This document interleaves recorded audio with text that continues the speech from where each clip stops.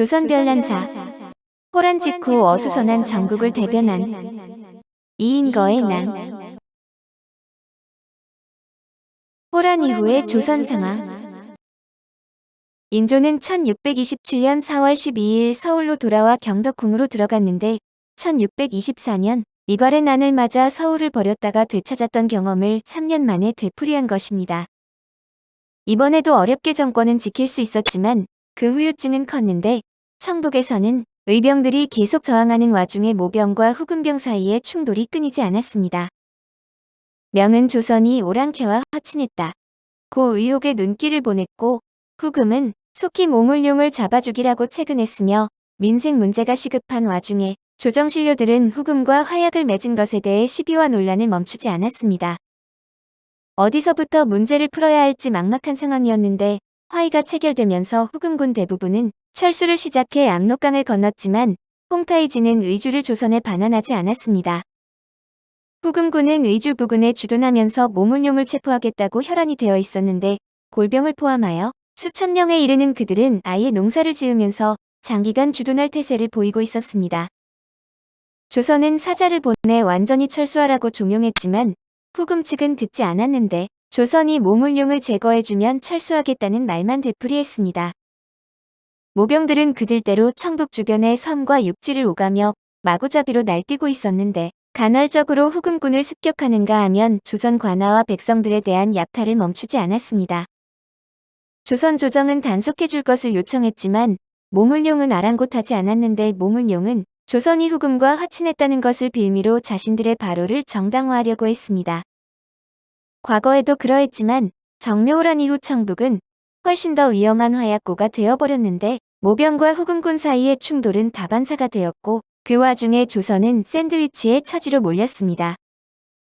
화약을 체결하면서 조선과 후금 사이에는 필연적으로 사자의 왕래가 빈번해졌는데 문제는 사자들이 서울과 심량을 오가면서 모병들이 득실되는 청북 지역을 지나야 한다는 점이었습니다.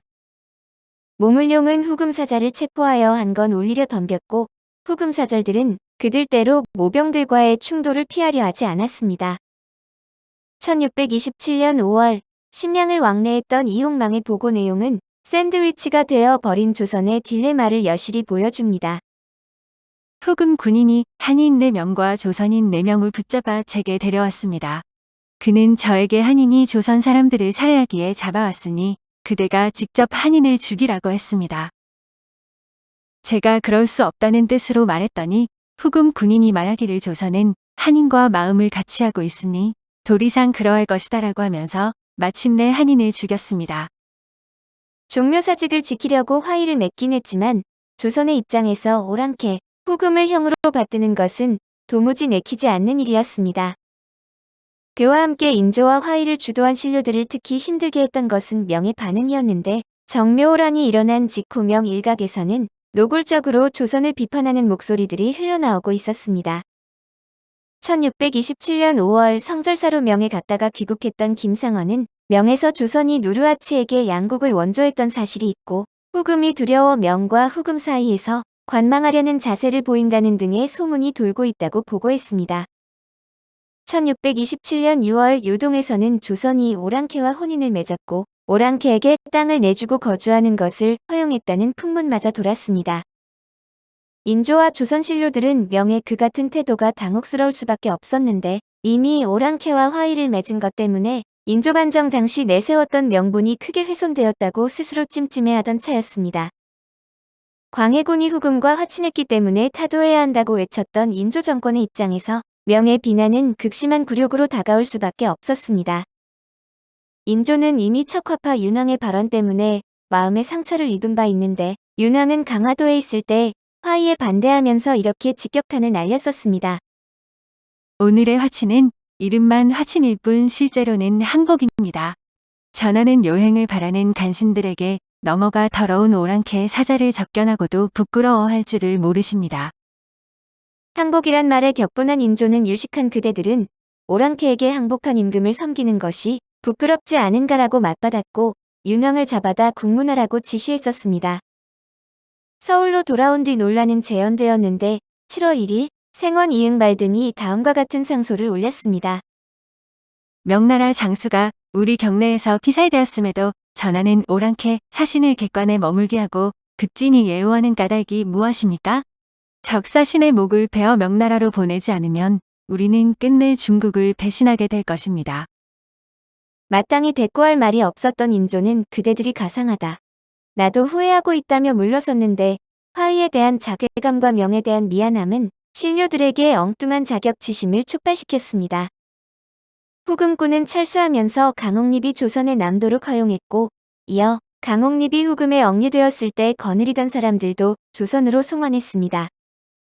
화의가 이루어진 데 대한 만족감의 표시였는데 송환된 사람 가운데는 강옥립이 후금에서 제취했던 부인도 있었는데 그녀는 한족 출신 장군 동기공의 딸이었습니다. 신료들은 그녀가 강옥립에게 가겠다고 하자 아우성을 쳤는데 오랑캐에게 항복해 누르하치와 홍타이지를 섬긴 자에게 한족 여인을 다시 거느리게 해주는 것은 참남하다는 것이 반대 명분이었습니다. 인조는 그녀를 강옥립에게 보내라고 했지만 신료들은 반대했는데 그들은 그녀를 명나라로 보내야 한다고 강조했습니다.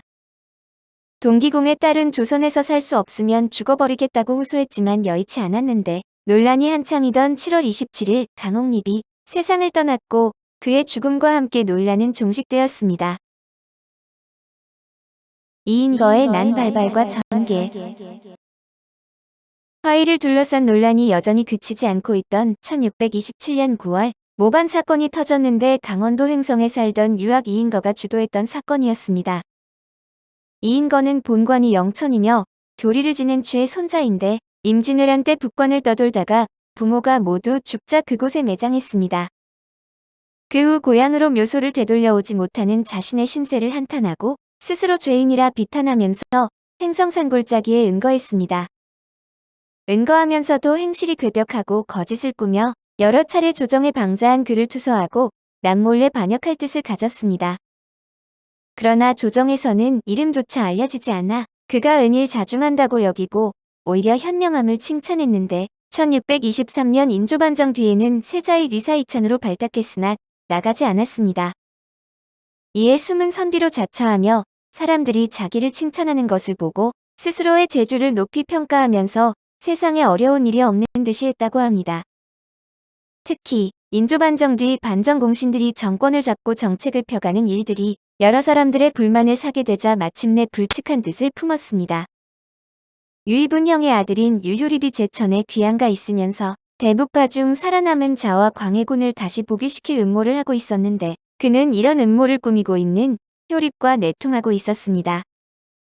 1627년 9월 28일에 강원감사 최연에게 아래와 같은 소를 올려줄 것을 부탁했으나 감사는 이를 잘못된 생각이라 여기고 조정에 보고하지 않았습니다. 신에게 정예한 군사 수천 명이 있으니 우선 청나라와 화친을 주장하는 간신들을 죽이고 전하의 측근에 있는 악한 무리들을 숙청해 전하의 뜻을 받들어 오랑캐 서구를 정벌, 국가의 수치를 씻게 해주십시오. 며칠 뒤 그는 10여 명을 이끌고 횡성현에 와서 군사를 일으킨다고 하면서 창의중흥 대장이라 자칭하였고 이에 현감 이탕남이 현을 버리고 원주목으로 도망쳤습니다.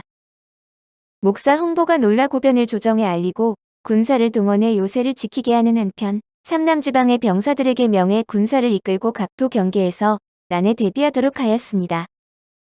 10월 1일 이인거의 상소가 조정에 도착했는데 이인거는 다음과 같이 일갈한 뒤 자신에게 병권을 달라고 요구했습니다. 전하는 호란을 맞아 몸소 갑옷을 입고 와신상담하는 자세로 적과 맞서야 했습니다. 그럼에도 오랑캐 사신의 접대나 일삼고 눈치만 살폈으니 천지와 귀신이 공분하고 나라가 견융의 땅으로 변하고 말았습니다.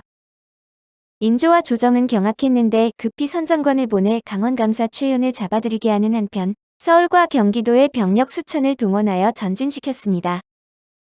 비변사는 궁성의 호위를 강화하기 위해 호위대장이 군관들을 거느리고 대궐 밖에서 숙직하도록 하고 동대문에서 횡성에 이르는 길의 요소마다 정탐병을 배치했습니다. 10월 2일 홍보가 원주의 군사를 세 길로 나누어 진군에 치니 인거와 세 아들이 잡혀 서울로 압송된 뒤 저자에서 참영되었고 동조자들은 뿔뿔이 흩어졌습니다. 이인거가 거느렸던 병력은 고작 70명 남짓으로 그는 9월 30일 횡성읍에서 벌어진 가벼운 교전 끝에 체포되었는데 한마디로 싱거운 해프닝이었습니다. 그러나 처벌은 참혹해서 신문 과정에서 모두 20명이 죽고 14명이 유배되었는데 진압 이후 인조는 모든 책임을 윤왕에게 돌렸습니다. 윤왕이 항복 운운하는 바람에 이인거 등이 민심의 불만을 틈타 이를 저질렀다고 질타했지만 인조와 화의를 주도한 신료들의 마음은 도무지 편치 않았습니다. 이인거의 시도는 해프닝으로 끝났지만 후금과의 화의에 대한 싸늘한 민심을 확인했기 때문으로 정묘호란 직후 조선의 분위기는 그렇게 어수선하고 착잡했습니다. 난이 평정된 뒤 상신 신음의 건의에 의해 홍보등 사인이 소무공신에 책록되었습니다. 오늘 조선별난사는 호란 직후 어수선한 전국을 대변한 이인거의 난이었습니다.